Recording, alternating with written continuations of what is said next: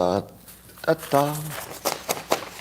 Good morning, everybody, and welcome to the highlight of civilization, I like to call it. It's called Coffee with Scott Adams. There's never been a finer thing in the history of humankind. And if you'd like to be part of this amazing journey, all you need is a cup or a mug or a glass, a tankard, chalice or stein, a canteen, jug or flask, a vessel of any kind. Fill it with your favorite liquid. I like coffee. And join me now for the unparalleled pleasure, the dopamine hit of the day, the thing that makes everything better. It's called the simultaneous sip. Go. Ah.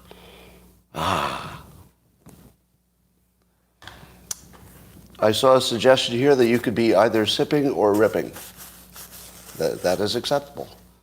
You can sip or you can rip. Either one is good.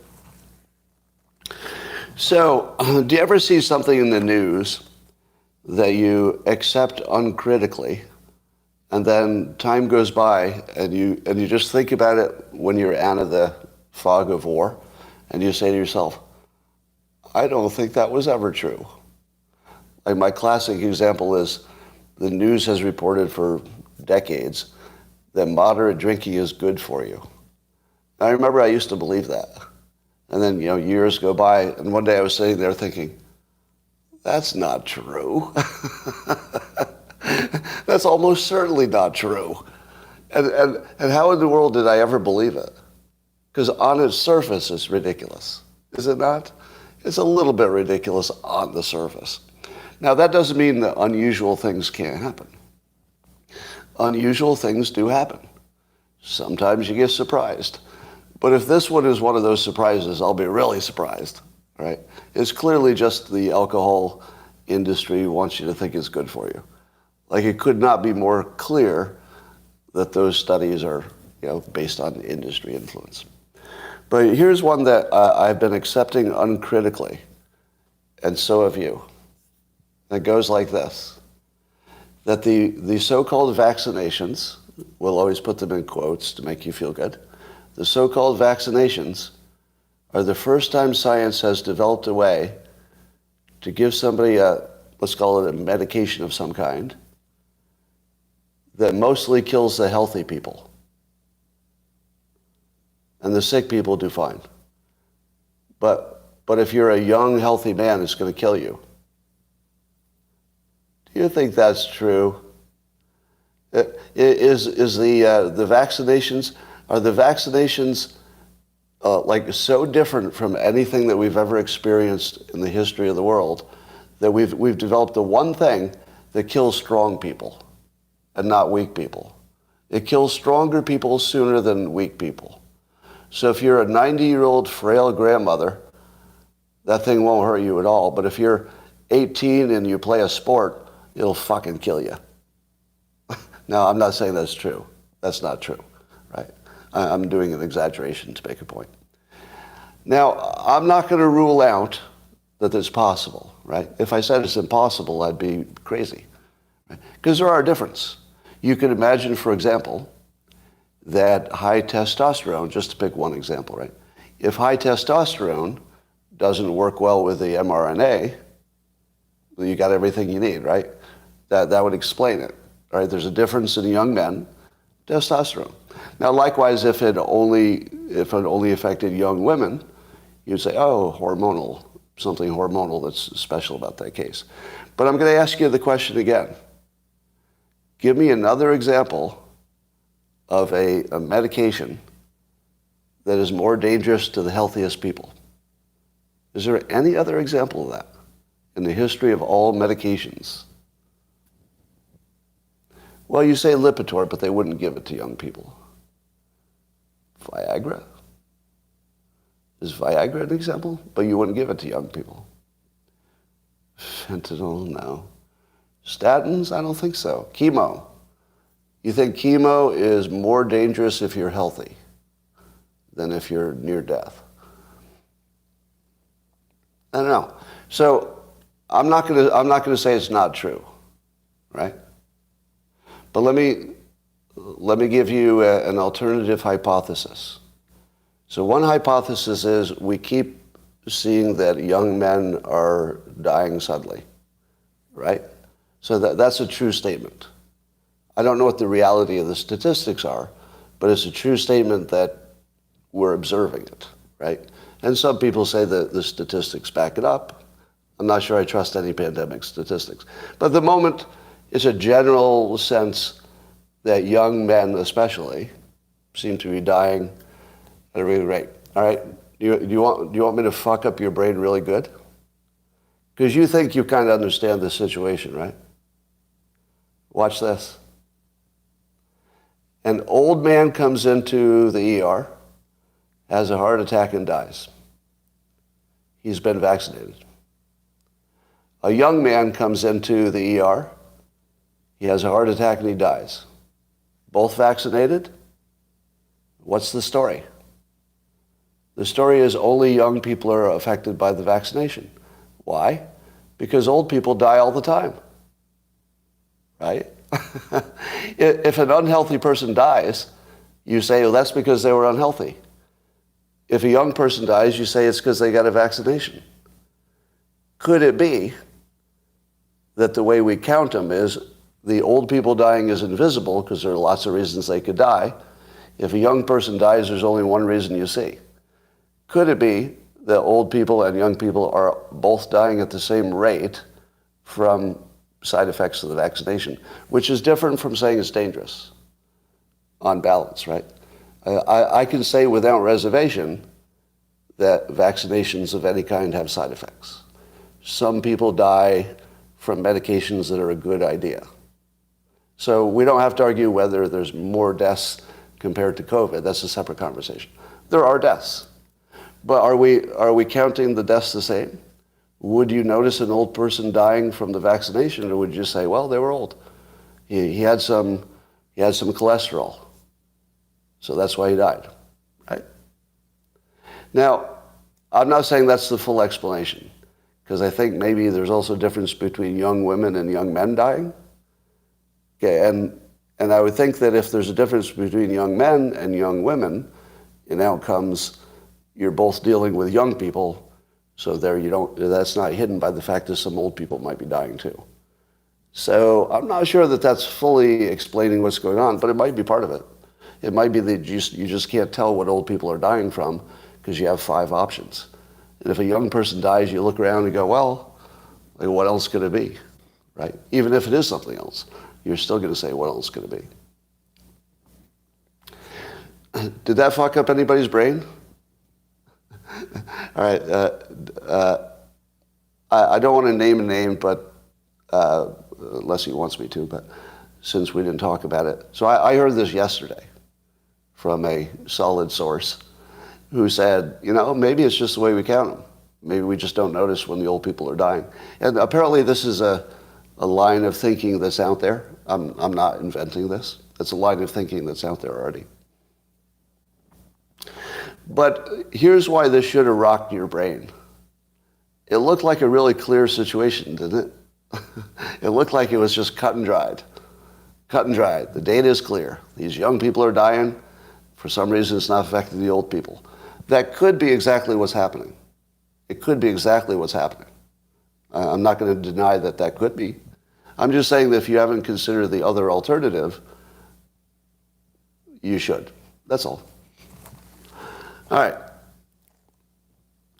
I have a tip for NPCs on Twitter. So the people who are not real people, they're just sort of like robots who act like people.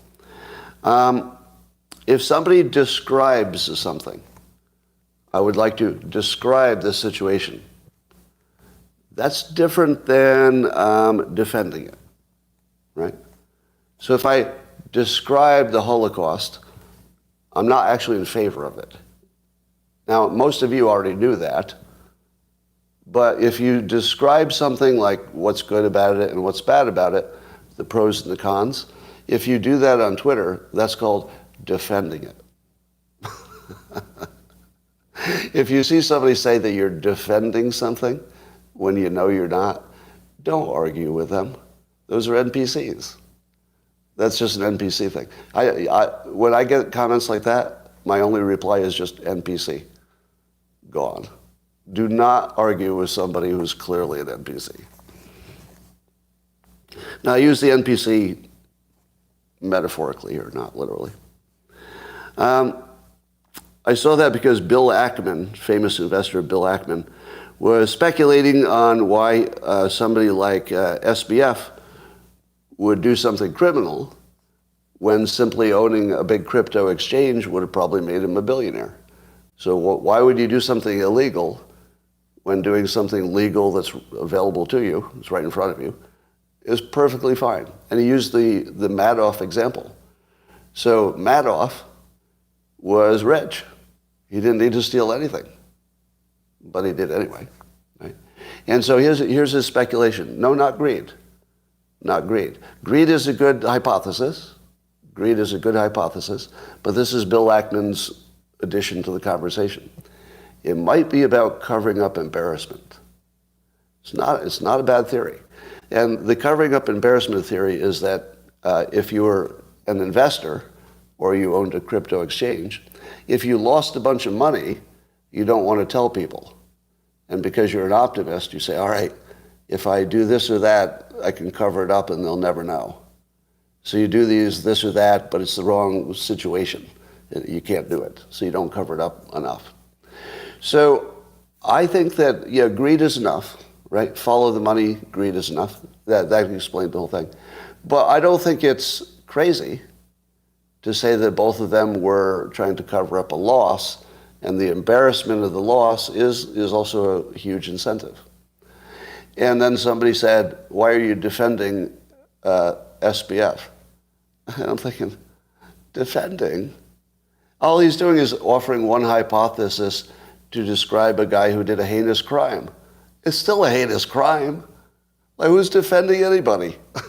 That's the opposite of defending. It's just describing and throwing out a perfectly reasonable alternative hypothesis. How often do you see this happening? You just describe something, and somebody says, why are you defending that? All right, I get that every day. All right, I'm still a single-issue voter on fentanyl, meaning that I'm not going to support anybody for president or Senate unless they have a real plan that at least on paper looks like something worth trying, right? At least has to look good on paper. You know, I would forgive if it doesn't work.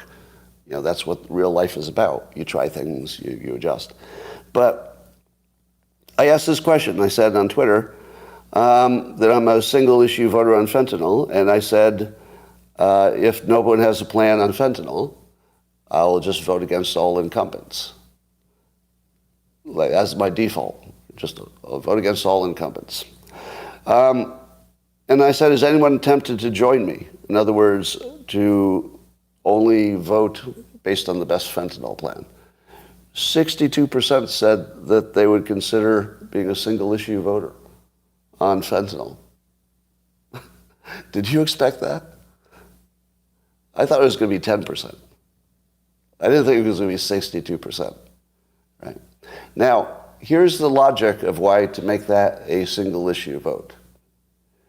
Because I think everybody can see at this point that the government is no longer responsive to the citizens. Would you agree that both sides think that at this point? Like, the Omnibus bill just proves the government is not responsive to the citizens.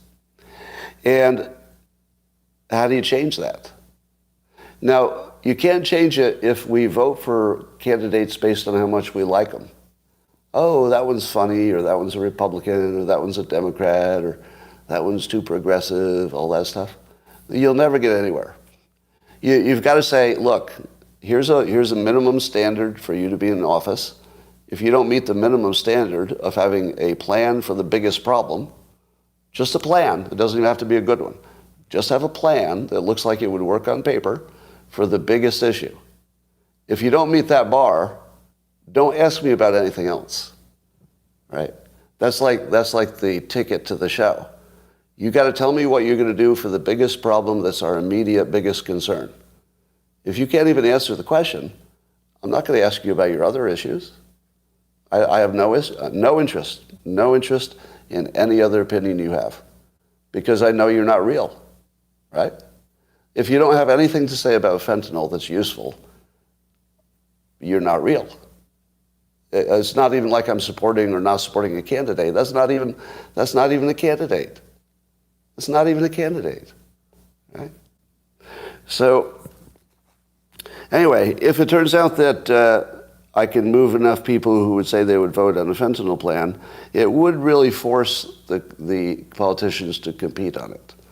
I'd like politicians to think I can move 1 million people. You realize that there were over 100,000 OD deaths this year. Now, maybe 3/4 are fentanyl. So let's take the last 5 years. How many people do you think died of fentanyl last 5 years? Maybe 250,000, something like that, because it's going up the last few years. So let's say 250,000 in the last 5 years. It's close to 100,000 this year. Right, that's just this year. But 5 years, let's say 250,000. How many people were affected by 250,000 people dying? Well, at least 1 million. At least 1 million, because of family members and spouses and stuff, right? So at least 1 million. There are 1 million people at least in the United States who are probably adults. There's probably 1 million who are just adults who vote. If I can get all 1 million of them to say, you know what? I'm so mad about this, I don't care about anything else, then we can get a fentanyl policy. But if everybody says, well, fentanyl is my most important thing, but I still have to look at the overall situation, then you get nothing. You get nothing. And that's what you deserve. You would deserve nothing. You would deserve no response from your government. If you keep doing what you're doing, you deserve what you keep getting. Right? Do something different. You got to do something different. The politicians are not doing anything different, right? They're just trivial things around the edges. So we're going to have to do something different. And we're going to have to make it a death sentence to not have a fentanyl policy, a political death sentence, not an actual one. Yeah. So, January 6th Hoax Committee has done their big write-up. And here's one of the big outcomes from it. They could not confirm that Trump ever tried to grab the steering wheel of the beast, the presidential limousine. That was one of the biggest stories. And when they asked the people who, one was in the room and one was the actual driver, the person who was the alleged witness to the story that it happened said he doesn't have any memory of being a witness to the story that it happened. And the person who was driving said he didn't see anything like that. It was a hoax. It was a hoax. Now, that's what the January 6th committee determined factually.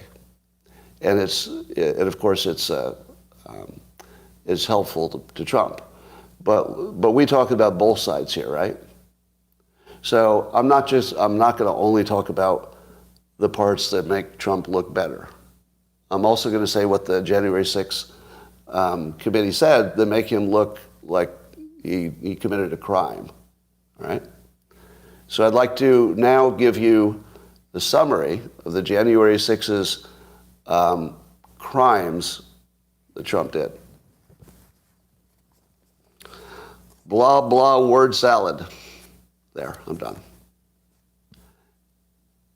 Now, I've got a little test for you. If you have any Democrat family members, ask them to summarize in a very clean, tight way. Ask them to summarize the actions that Trump did that were illegal. Ask them to just explain it. Watch what happens. Do you know what's going to happen? Well, if you wonder how your family is going to handle that question, try looking at how CNN handled it. They had a very lengthy article about the January 6th outcome, and they couldn't explain why Trump did a crime. It wasn't in the article. In other words, we know what crimes they say he did by the name of the crime. Insurrection and disturbing a public event and stuff like that. But what CNN failed to do, and I'll bet all of your relatives will fail to do, is connect the actions of Trump to how there are those crimes. Isn't that the obvious thing you'd see in an article about that? Oh, They charged him with X. Here's the three pieces of evidence they used to support that charge. Wouldn't you expect CNN to explain it that way? Here's the charge. Here's what the investigation found he did. And now you can see that the things he did really fit into that charge. They won't do it because it can't be explained. The narrative actually doesn't hold together if you try to summarize it. The way that they're trying to sell this is it's a big old tapestry of there are 1,000 witnesses. My God, it's not so simple. You can't really try to simplify this. A big complicated web of collusion of the people who made phone calls that we think were thinking their motives the day of. There was this memo, and what about the other memo? And there was the phone call, and what about the lawyer and the person who wasn't Trump who had some bad ideas, but because he wasn't Trump and had bad ideas, maybe Trump had those same thoughts. I mean, seriously. You are going to laugh your fucking ass off if you ask a Democrat to explain what Trump did to support the charges. I think this is the closest they can get. It was an official proceeding. Congress was in an official proceeding, and that Trump did things that contributed to slowing it down. What do we call that in America? Is there another name for that? When a large group of concerned citizens gather in one place with the intention of interfering with the gears of society. Let's see. Like sometimes they'll interrupt traffic. Sometimes they'll interrupt public events. Sometimes this group of concerned citizens will maybe interrupt a business commerce. You know, maybe you're trying to do business and they block access to the business. Yeah. Do we have any name for that? Oh yeah. It's called freedom of speech. Freedom of speech. Yeah. That's right. Trump executed his freedom of speech. So go to jail for that.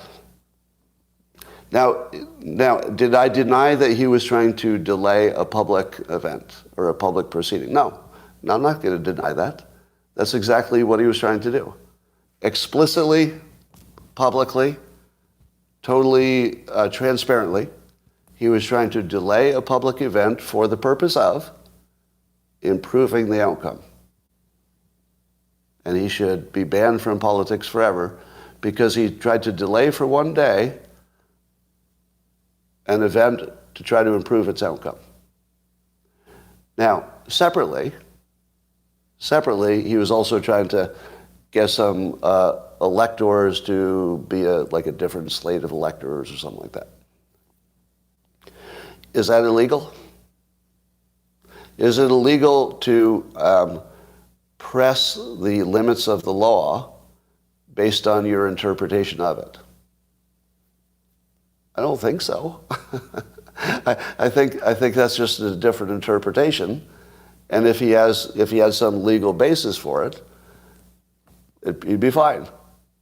But suppose there's no legal basis for it, and all he did was try to get a separate system to replace the valid one. What then? Well, then it matters if he genuinely thought the election was rigged. If he genuinely thought it was rigged, he would be protecting the system. I'm not saying he should have done it, because remember, describing something is not defending it. Because if you think that my description of what happened is defending it, well, you're missing the plot. I'm simply describing it. So, but then when you look into the actions of the lawyers that were involved, and they're talking to electors and all that, how much of that was Trump himself versus people on the staff talking to people to see if they could line up with his plan? No. See if you can get a Democrat to succinctly describe what he did that doesn't sound like an ordinary protest. See if you can do it. You're going to trigger them into word salad. It will just be like this spinning weird thing. And don't bother even debating it. I just want you to see if you can trigger the cognitive dissonance. That's your challenge. See if you can trigger cognitive dissonance simply by asking somebody to summarize how Trump's actions actually relate to the charges. See what happens. And also watch the news coverage to see how they can't do it either. They can't connect the dots. All right, but the Democrats will come to believe that the dots have been connected. All right, because you know that's how it works. So let's talk about Twitter's economics. I'm a little worried that even Elon Musk can make Twitter profitable. Here's just some real gross numbers. So these are not too accurate. This is like within $1 billion or so. So Twitter was, before Musk, would get about $5 billion in income and lose about $1 billion, right? So they get $5 billion coming in, but overall they'd lose $1 billion because they spent more than they made. Close to 90% of that, some 80-some percent, was from advertising, right? So they're already losing $1 billion per year, and the current reporting in the Wall Street Journal is that Musk may have lost 75% of his advertisers, which were more than 80% of all the revenue. Now, that doesn't mean they won't come back, but at the moment they're on hold, so he's not getting any of that revenue. So he's probably going from $5 billion revenue, mostly from advertisement, maybe down to two, which would make his losses go from $1 billion to, he's also saving money on staff and stuff. So let's say he's doubled his loss. Best case scenario. He's losing $2 billion a year on a running basis. And so if he's losing $2 billion a year, how do you make that up? Let's say he has $8 per month subscription service. What percentage of Twitter's quite a few people do you think would actually use it? What percent do you think would pay the $8 for the extra benefits? I say 20%. I'm looking at all of your guesses. Would you agree that 20% is somewhere in the range of your guesses as well? I'm seeing 10 to 25. But let's say 20, just to work through the numbers. So I did a quick calculation, and if 20% of Twitter users started paying $8, it'd be about $300 million per year. Not even close to covering the loss, right? Because he needs to make up probably something in the $2 to $3 billion a year range, unless the advertising comes back. And the subscription won't come close. Now, he's got other ways to make money. He can improve the advertising model so you can buy directly from Twitter. Maybe that gets him some more. He can add a payment system, which is a separate revenue. There may be a number of other ways to do it. But at the moment, I don't see how he gets there. The only way he's going to do it is he has to get back all the advertisers he lost, plus a bunch of new ones, plus the $8, or he's not going to be close to servicing his debt. And also remember that I'm using old Twitter's financials. That's before massive debt. So the expenses at Twitter are way higher because they have to service the debt, because Musk had some debt, part of that. So I don't see how the numbers can work. You can see why Musk is panicking. I mean, this is much closer to a total startup than it is to trying to recover a healthy company. Yeah. Can he sell the buildings? Well, even if I don't know what assets they have, but I don't think it's going to help him cover his running losses. That wouldn't be the answer. So I don't know. I still think he has a good chance of pulling it off, but it won't be a straight down the middle ad subscription or a straight down the middle hope those advertisers come back. He's going to have to pull a rabbit out of the hat. But who better, right? Who better? All right, my theme today is incoherent Republican opinions. If you're new to the live stream, if I criticize Republicans, does that mean I hate them compared to Democrats? Nope. It means I show the costs and the benefits of everything, including Republicans. Now, let me do a little check with you. You all know that if I were doing this, these live streams, just for the money, I'm smart enough to know I just have to pick a team and agree with it, right? Just pick a team. Doesn't matter which one. Any team I pick, I'll make way more money. Because if I just agree with my team, they all feel good, we all get dopamine, and I trade dopamine for money, and I make untold millions. And you know that I choose, as a philosophical, ethical preference, to not do that. Because it would require me to do something that would feel like lying by omission. It'd be lying by omission, but it'd be a lie, in my opinion. It would cross my ethical boundary. So, I'm going to tell you where Republicans are really fucked up at the minute, right? And you're not going to like it, and it's going to be painful. And some of you will never speak to me again. But I like to think that I'm developing a number of strong mental people who can handle this in its proper context, right? There's nothing wrong with any of you. So starting with, you're all normal, right? Whatever confusion or cognitive dissonance I'm going to talk about has nothing to do with IQ, nothing to do with your intentions, your ethics, nothing to do with your knowledge. You're fine. It's just a thing that happens to people, okay? And it goes like this. For the longest time, border security was a high Republican priority and not so much for the Democrats. And the argument was very clean and very persuasive. You can't let unlimited people into your country because it will be bad economically. And some argued, and I'm not going to embrace the argument, I'll describe it. Some argued it would hurt the cultural character of the country in a way that could be fatal. Okay. But now time goes by. And by the way, I embrace that argument. I embrace the argument from 5 years ago that the border should be airtight, and then we should have economists decide who gets in and under what circumstance.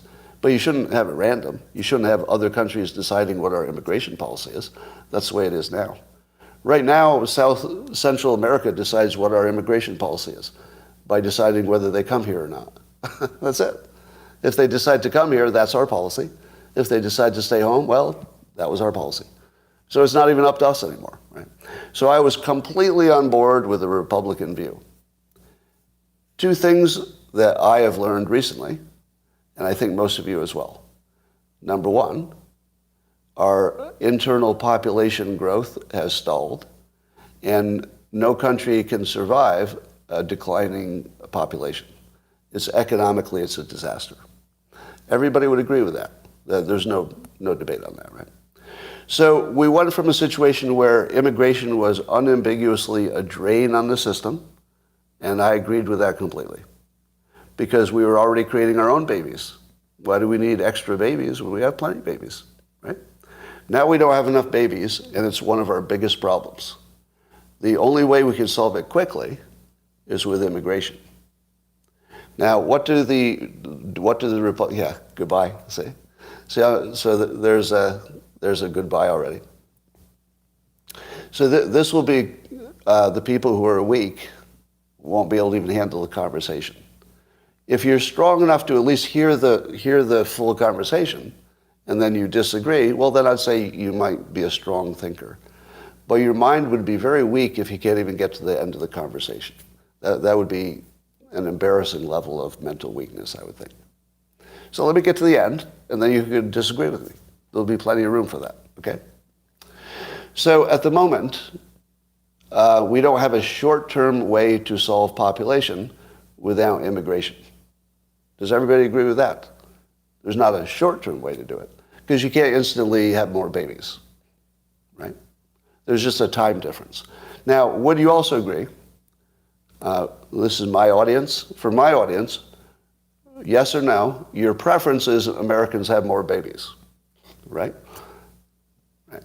And so, the smarter thing to do would be to increase the incentive for babies, to make it easier to have a baby, right? And more economical, right? Okay. All on the same page so far? Population's a problem. It has to be solved. Only two ways to do it, but we prefer doing it with population growth from our own people. We're all the same, right? Now, let's just talk about the cultural difference. 5 years ago, you said, oh, bringing all these people from below the border will change the nature of the country in a negative way. And then you find out that the people coming from South America, or Central America, are more American than you are. Not legally, but they are religious conservatives. And they're really serious about it. And they come here because work is like a high priority, and family. It's like God, family, and work. They're conservatives. Now, they might be socially, liberal in some issues, right? But they are more American than the Americans. If you wanted to destroy Americans' culture, there are definitely cultures that you could import that would change the nature of it. For example, if you had massive Muslim immigration. The Islamic system is different enough that it might improve our system, it depends on your point of view, or it might destroy it because it's too different, doesn't integrate as well. But that would be a reasonable conversation. Does that make it better or worse? But it'd make it different. It'd make it different than what America has been, right? Now, I'm not saying that you should, ban Islamic immigration. I'm saying that if you think that our culture would be affected negatively by the awesome people coming illegally from the South, I think you have to rethink that.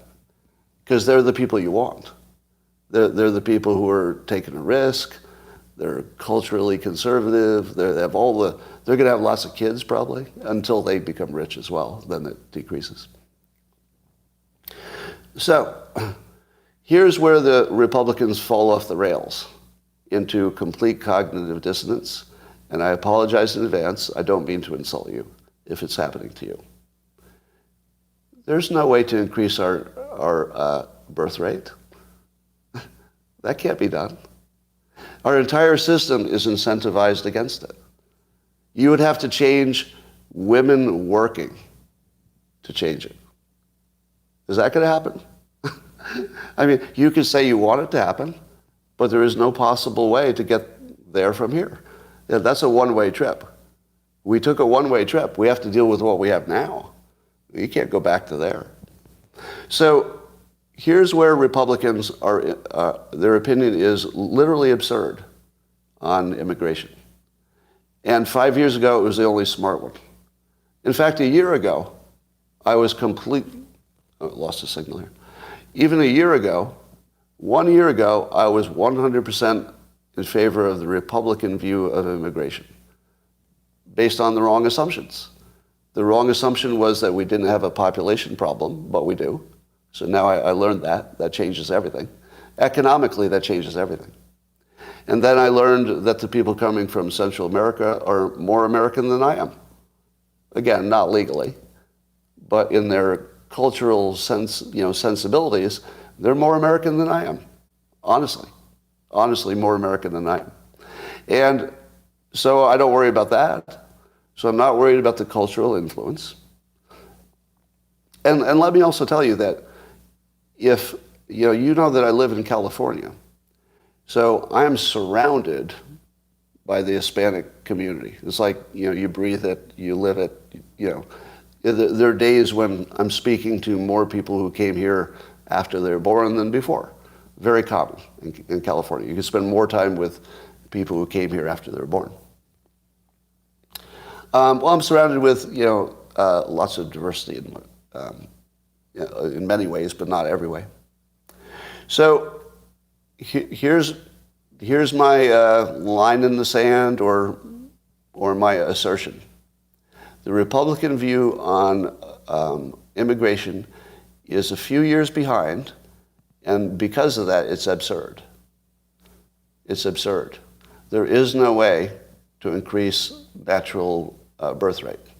Now, if somebody has a way that sounds good, then I would consider that, and I would also be willing to completely reverse my opinion, right?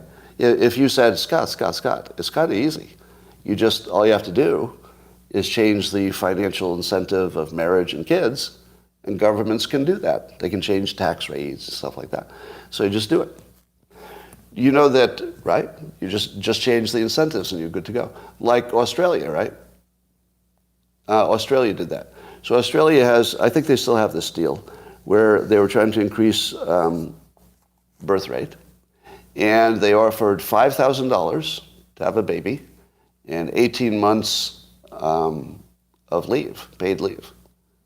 And do you know what happened when they offered pretty solid financial incentive to have a baby? What happened? What happened? No, birth went up. Birth rate went up. Do you know why it went up? Because financial incentives work. That's why. Financial incentives work. You know what happened next? After it went way up, what happened next? Just guess. What happened next? Kept going up? Flattened out? Or it went down? Well, it turns out that you very quickly run through all of the people that care about $5,000. That's it. That's the whole story. The total population of Australians who could be persuaded by $5,000 was, this much, and every one of them took the $5,000. Do you know why? Do you know why they took the $5,000? We're going to have a baby anyway. The government doesn't know if you changed your mind. The government doesn't know you weren't going to have a baby and then you changed your mind because of the money. It was just people who were going to have a baby anyway. So they said, all right, I was this close to having a baby anyway, so I'll have it this year instead of next year. Because if I knew I was going to have a baby next year, or I wanted to, why wouldn't I do it this year when I can get paid? Next year, I don't know, this might go away. So based on that story, do financial incentives work? Yes or no? Based on that story, do financial incentives work for increasing birth rate? The answer is yes, unambiguously. They work. This was just not enough, right? So don't confuse whether it works with whether it wasn't enough to work. Clearly, it wasn't enough to work. Would you agree? Suppose they had said, if you have a baby, we'll give you $50,000 a year for 18 years. How many babies would people have? Unlimited fucking babies. Financial incentives work every time. There's like no exception to that. Every time. The reason that the 5,000 didn't work, it just wasn't enough. That's all. All right. If we can agree that financial incentives definitely work for raising the birth rate, why don't we do it? Why don't we do it in America?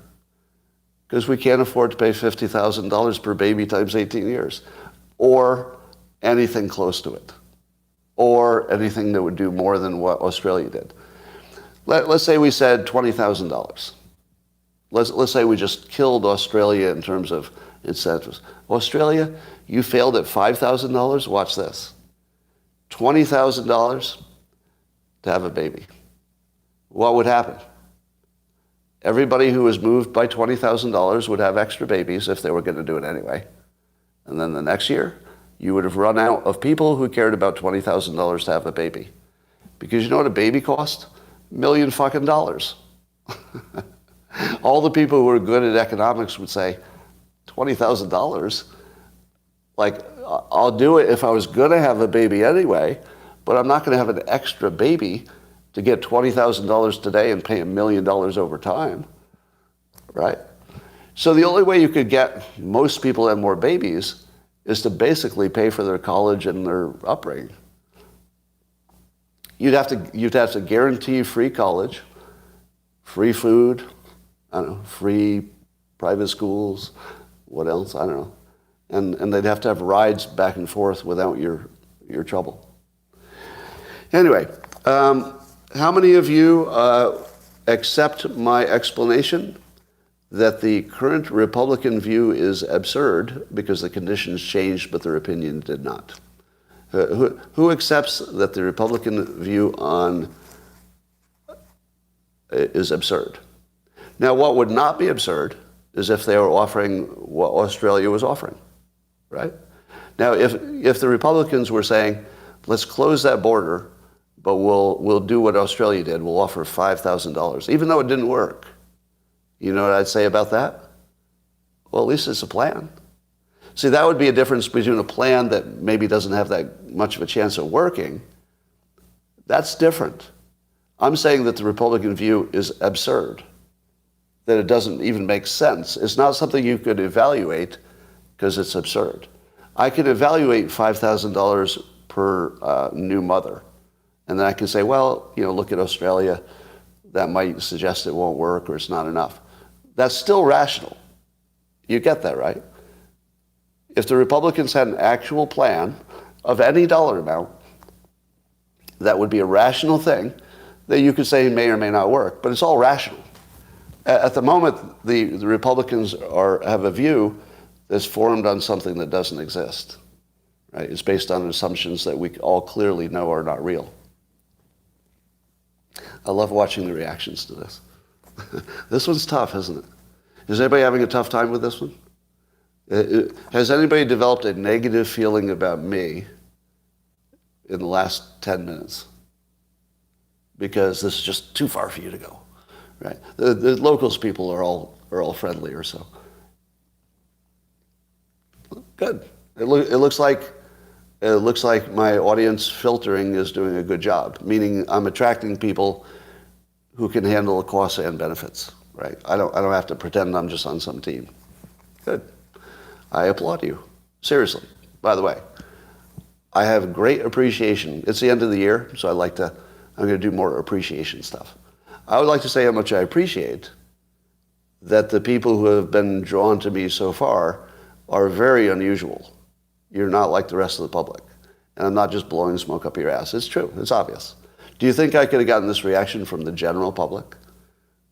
People were this group was very accepting of something that's completely opposite of their worldview 10 minutes ago. You handled that really well. So that's a sincere compliment. All right. Let's see what else is going on. Did you see the video clip of one of the Maricopa officials testifying in that Kerry Lake lawsuit where she's challenging the election result? And the Maricopa County attorney argues that the part of the reason that there was a delay at the machines, or a delay on election day, was certainly part of it was some machines didn't work and the process had some problems. But the Maricopa County attorney argues the voters who waited until election day to vote, when they knew they had the option of voting remotely, if they all waited, or if too many of them waited until election day, it was their own damn fault. Just let that sink in. He said that in public without being embarrassed. Now, I get the point. Like, we all get the point, right? It's true that if Republicans had played the game the same as Democrats, maybe we would have gotten a different outcome. He is, however, ignoring the lack of trust in the mail-in ballot process, completely ignoring that. So Republicans had a reason. It wasn't stupid. They had their reason for voting on election day. Now, it didn't work out, but they had a reason. So again, this is a rational decision. And I don't know I could be more insulted than this guy's opinion, that it was their own damn fault that they voted on election day. On election day. It was their own damn fault, because they voted on the day that people vote, on election day. Now, what does that look like to you? Like, why does the guy say that in public? Can he not tell? Does he not know how that sounds? Do you think that's what's happening? Actually couldn't tell what that sounded like to other people. What? All right, so I guess we're going to the decision now. The judge is deliberating with himself, or however that works. And so the judge will have a decision pretty soon. When do we expect a decision? before Christmas? Needs 5 days, somebody said. All right, so maybe next week after Christmas. All right, based on what you saw, if you're following this, for the people who followed the trial, what do you think will be the outcome? Will it be something that addresses Kari Lake's concerns, which would include either reversing it or holding another election? Or will they say, oh, you made some good points, but I'm not going to change anything? I feel like nothing's going to happen. Don't you? Does anybody think something's like surprising is going to happen there? Now, the reason I say that is because while problems have been discovered, I don't think they found a smoking gun, did they?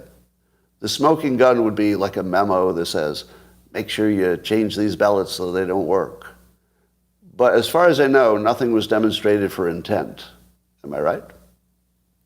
There's no demonstration of intent? Did anybody see it? We've seen obfuscation, yes. We've seen them answering questions like weasels and avoiding questions. So we've seen all manner of weaselish behavior. But that would be common to any government entity. So weaselly behavior is just that sort of baseline.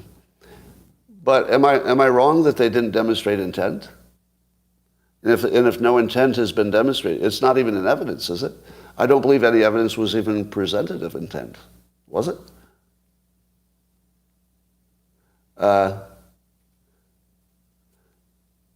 So what I'm talking about is how the trial will end. But I saw your comment. Yes, governments are guilty until proven innocent. That's the way we should treat it, exactly. But the court is not operating on that basis. Yeah.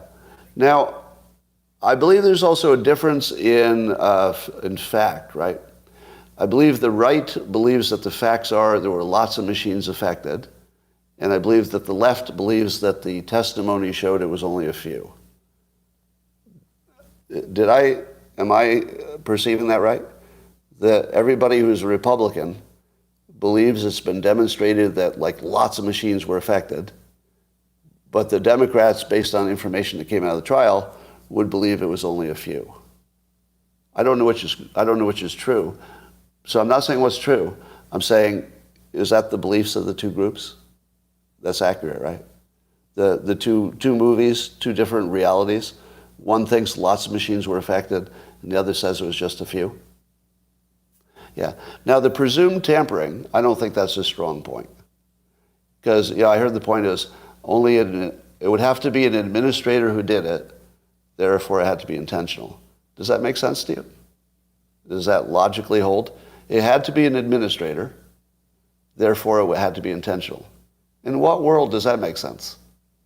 In what world is that logical? We know somebody did it, therefore you know his intention? That doesn't track.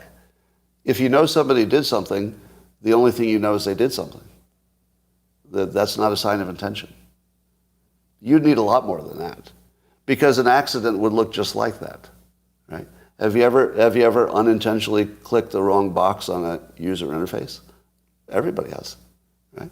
If the accidental hypothesis is still alive, that's all you can do, right? Now, I'm not saying that there was no crime here, and I'm not saying that there was no intent. I'm asking you if the trial demonstrated it. Did they meet the burden of proof? I don't think they did. Did they? I haven't seen it. So I'll confess I'm not fully informed about all the ins and outs of the trial. But nothing... I'm seeing somebody say I'm factually wrong. What's the wrong part? What's the wrong part? Because I'm only talking about what evidence was presented. I'm not talking about what's true. So you don't know if I'm wrong about what's true because you haven't heard it. Is that opinion? They try to establish doubt, not intent. Is that how it works? Do you think the judge would say, well, I don't know if they had intent or not, therefore we'll act as if they did. That doesn't seem like a strong argument. I think if you don't find intent, you didn't find a crime. It has to be that. I mean, that's innocent until proven guilty, right? Is there a pattern of disregarding for the truth? Well, that doesn't help. Oh, that's what they tried to achieve, is a reasonable doubt. Now, was their argument that if there's reasonable doubt, that's enough reason to redo the election? Is the argument that, okay, so the argument would be a substantial public doubt in the outcome would require a redo. Just the existence of obviously questionable activities, but not proof of intent. Does that seem like a strong case to you? It doesn't to me. Because the court is always going to weigh upsetting the system versus justice, right? Justice isn't the only thing that they're trying to do. The judge will also try to protect the system because that's the bigger interest. And I think the interest of the system is to move on. I hate to say it. Because I don't like that. Like that's not my preference. If there's a problem, I'd like to, root it out. But I think, unfortunately, we've already moved on. And the courts just say, well, if nothing fell apart so far, let's not break something. So I saw Mark Elias, famous attorney on the Democrat side, and he knows what he's talking about, I think. And he predicted that the lawsuit will amount to nothing. And I had to retweet him. I mean, I didn't want to do it, but I had to retweet him and agree with him. I didn't see it. I didn't see the way they could win. But I could be wrong. Now, is the judge a Republican or Democrat? I think somebody said Republican. Do we know? Or appointed by judges Republicans, somebody says. Do you think that will matter? Do you think a Republican judge would see some intent or think that the system, I guess intent isn't really the question. Do you think a Republican judge would say, yes, let's throw out the result? I don't know. I'm going to bet against it. I could be wrong on this one, but I'm going to bet against it.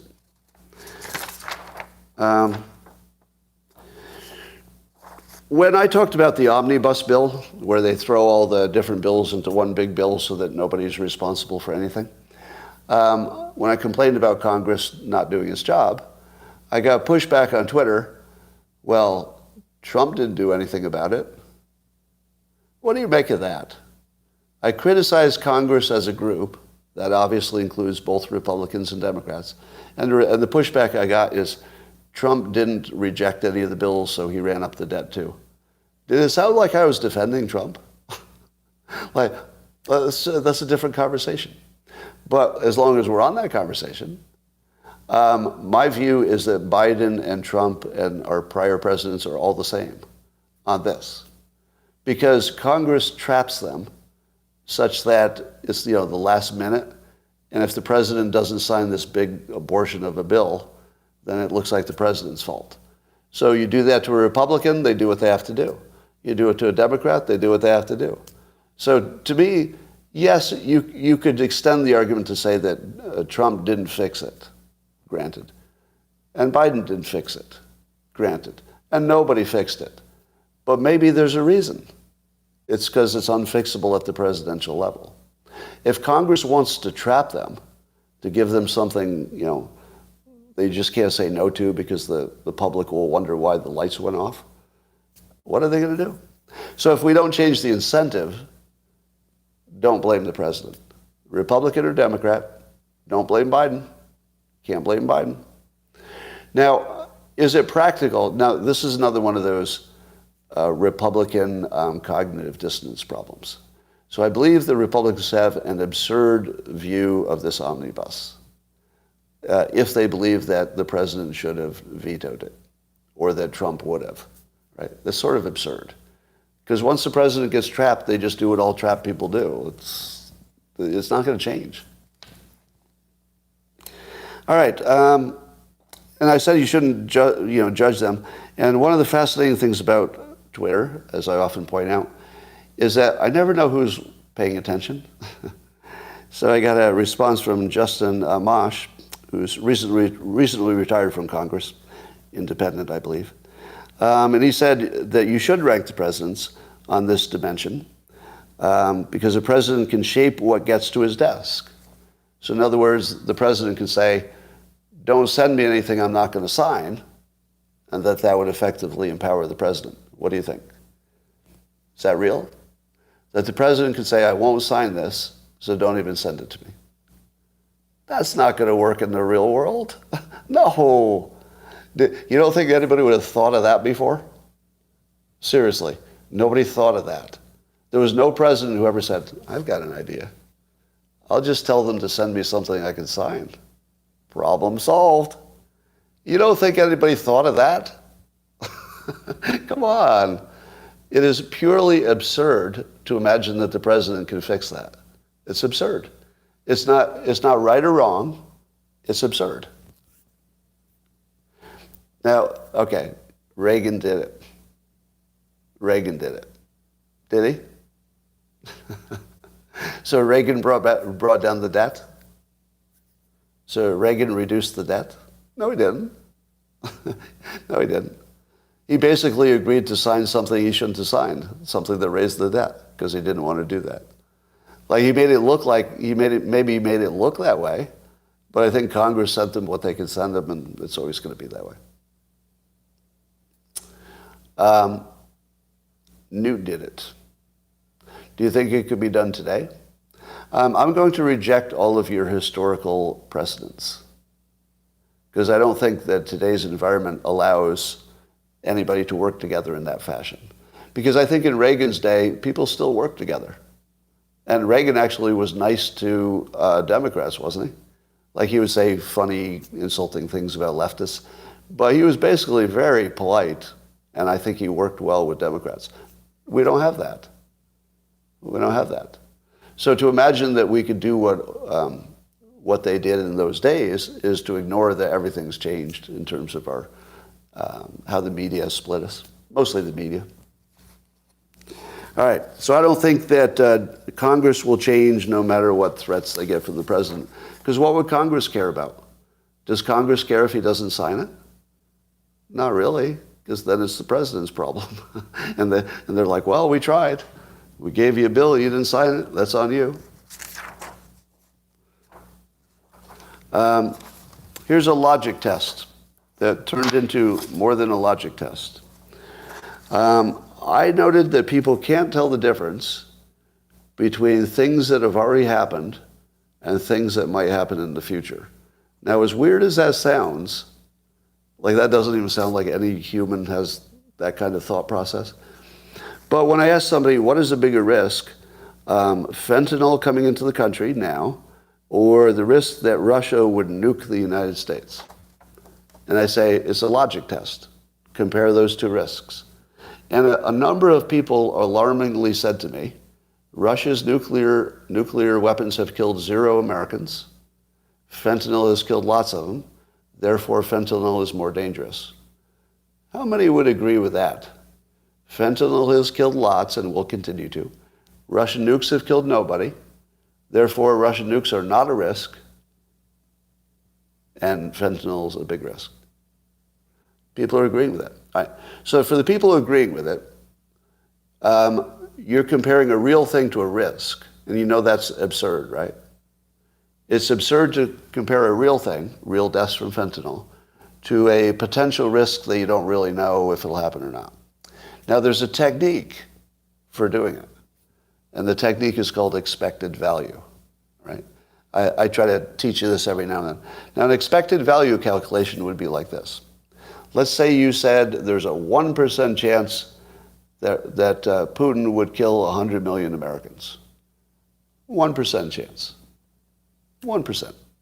But that would be 1 million people if you multiplied 1% times 100 million. And this is called an expected value calculation. This is how you compare a risk that hasn't happened to another risk that hasn't happened.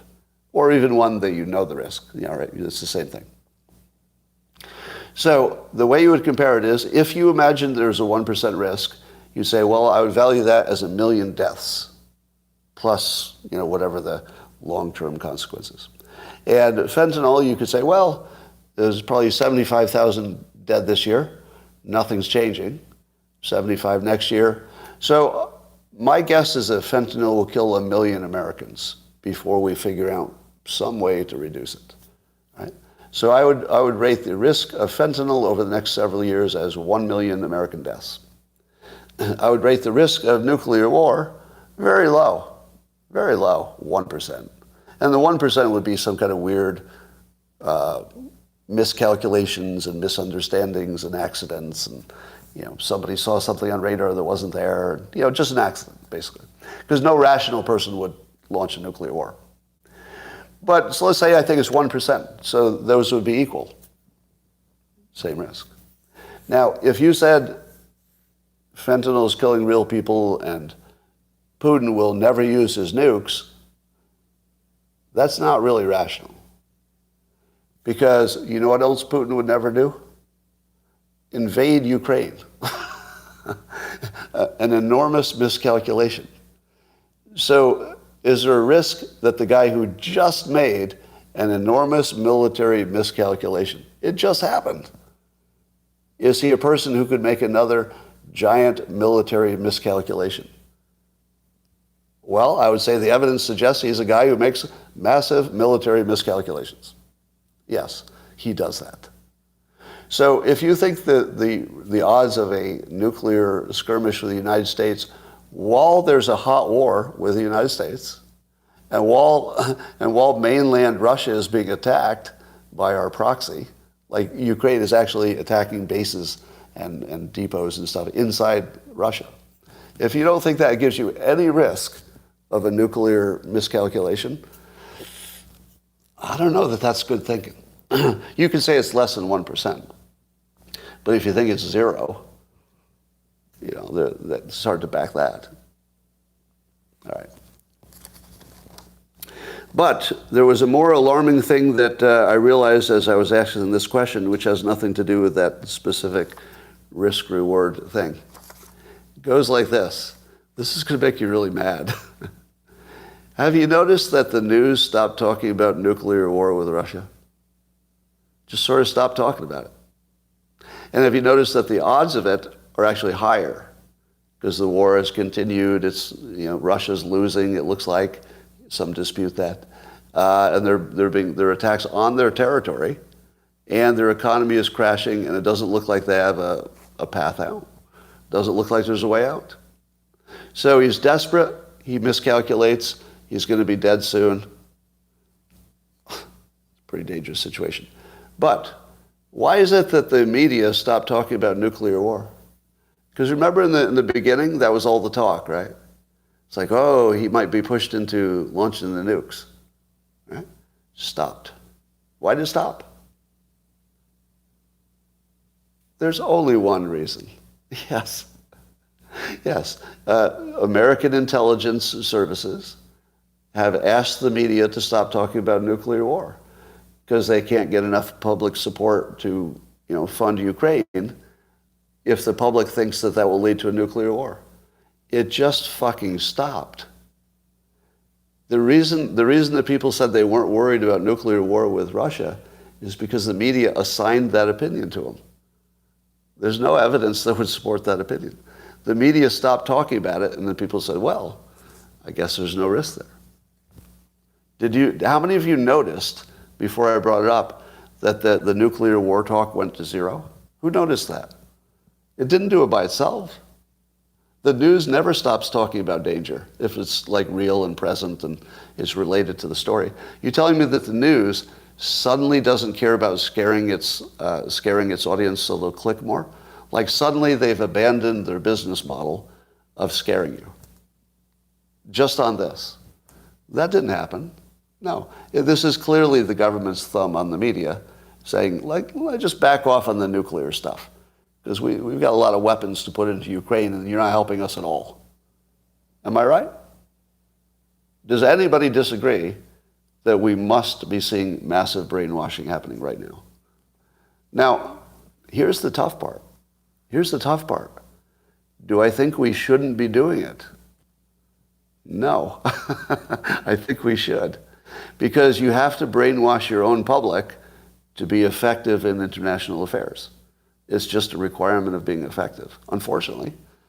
So it's definitely happening, and it definitely has to happen. And I would say they're doing a good job. They are actually convincing us that that risk is low. Now, I don't think that's terribly dishonest, because I do think the risk legitimately is in the 1% range. But 1% is still a lot when you're talking about nuclear war. Still a lot. Yeah. All right. We know now that this is in evidence, that Twitter was working with our intel people, our military intel, and they were colluding to use fake accounts to influence other countries. That's a real thing. Now, do you think that applies to TikTok? By the way, I think I conflated my TikTok and my fentanyl conversation. There's a reason for that. It's because I called it digital fentanyl, so they get conflated. But the argument's the same. All right, well, we know that TikTok, and ByteDance is their owner, they have confessed that they were tracking Forbes journalists as part of a covert surveillance campaign because the Forbes journalists were saying bad things about TikTok. And so they used their private information to surveil them. TikTok did that. Now, so we know that our government uses an American social media network, probably all of them, but we know one for sure, to influence other countries. And yet we allow China to provide TikTok in this country when the most obvious thing in the world is that they're doing what we're doing, and we see an actual confirmed example where they were surveilling American journalists. Exactly what people were worried about. Confirmed. Exactly what we were worried about. Now, tell me again why TikTok hasn't already been banned in the United States. Literally nobody in government is on the side of keeping them. Nobody. But not banned. How do you explain it other than the government is simply not doing what we pay them to do? They're not saying no, and they're not saying yes to the biggest risk that I can see. Right? If they said, here's our bad argument for why, I'd say, well, I don't like that argument, but at least you did your work. But they're not even saying no. They're not saying yes to ban it. They're not saying no. They've just put it in a committee to talk about forever until the next administration, I guess. Scott's perception whispering is great thought vaccinating. Okay. TikTok ban on government devices is in the Omnibus. On government devices. Yeah, banning it on government devices is like 1% of the problem. Good. It's good. You know, I'll accept that because it shows that they're thinking right. But it also shows that they understand the risk and they've decided not to deal with it. Right? If they're banning it on government systems, they understand the risk. But if they're not banning it for the public, it means they're choosing not to work on it. They're choosing not to work on it. I assume the reason is they would lose voters. Can you think of another reason? They would lose young voters, but also they would lose their own way to influence people through TikTok. Yeah.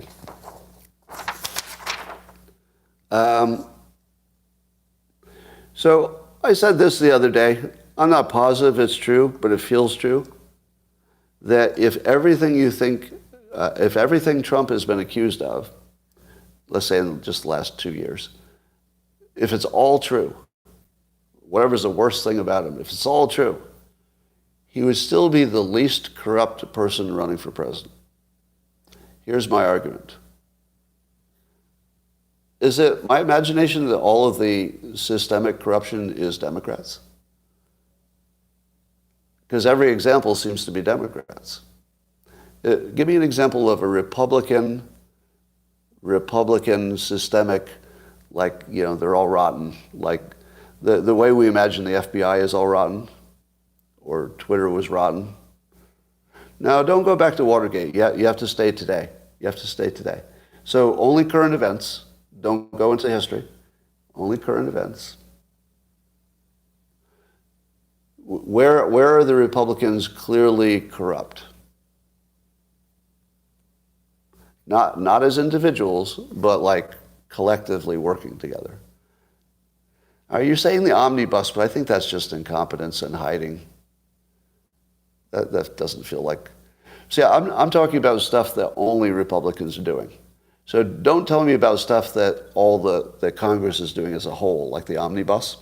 So I'll get you... I will stipulate that that's not good work by the Republicans. Can we stipulate that?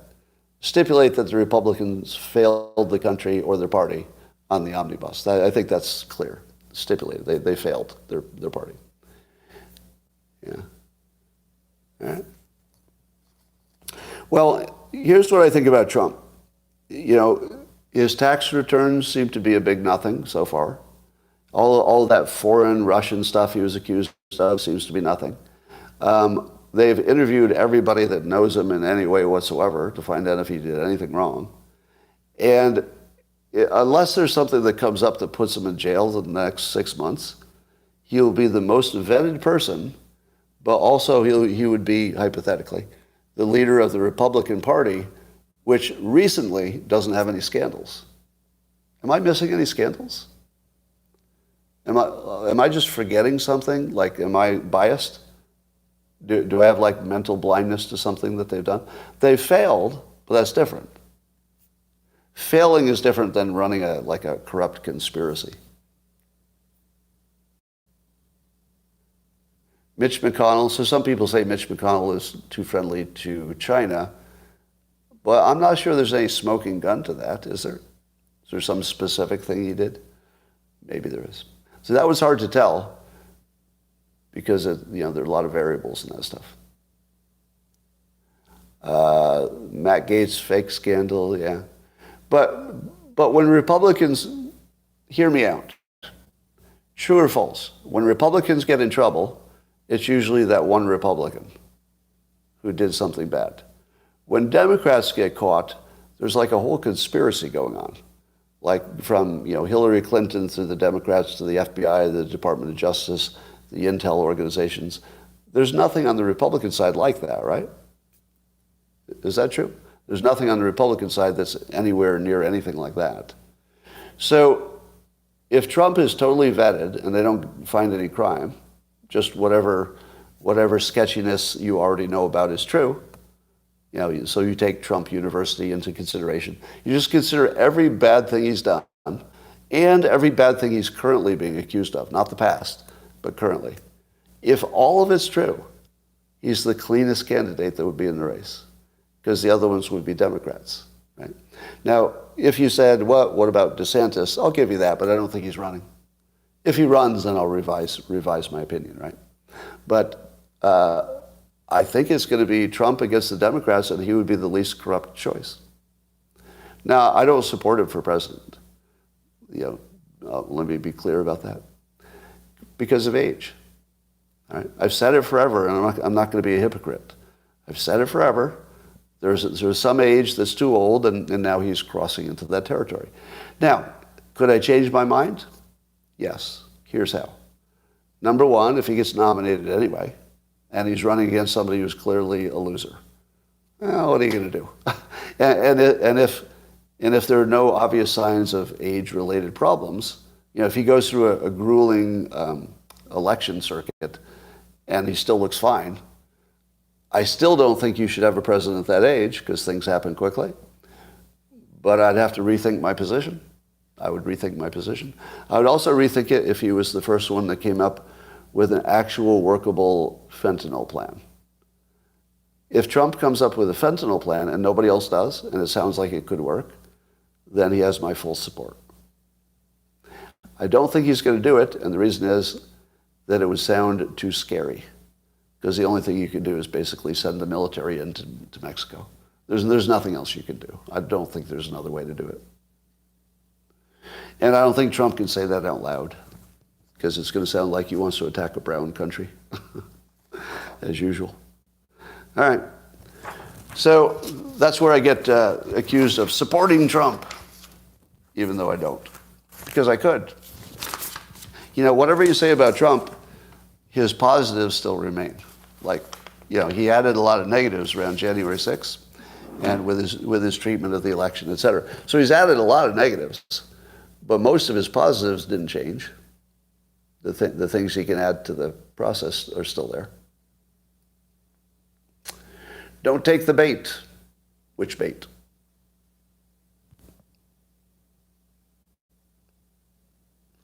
All right.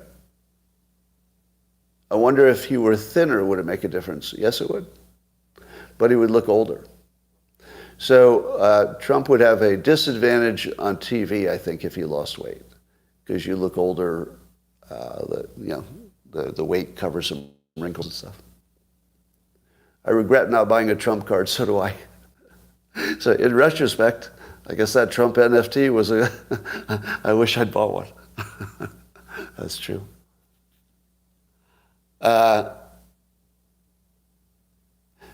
Has he lost weight? Probably. Yeah, I think he probably did lose weight. I think it's easier to lose weight when you're not running, when you're not president. All right. That's all for now, YouTube. I'll talk to you later, and I'm going to spend a little more time with my local subscribers, and we'll see you tomorrow. Probably the best live stream you've seen forever.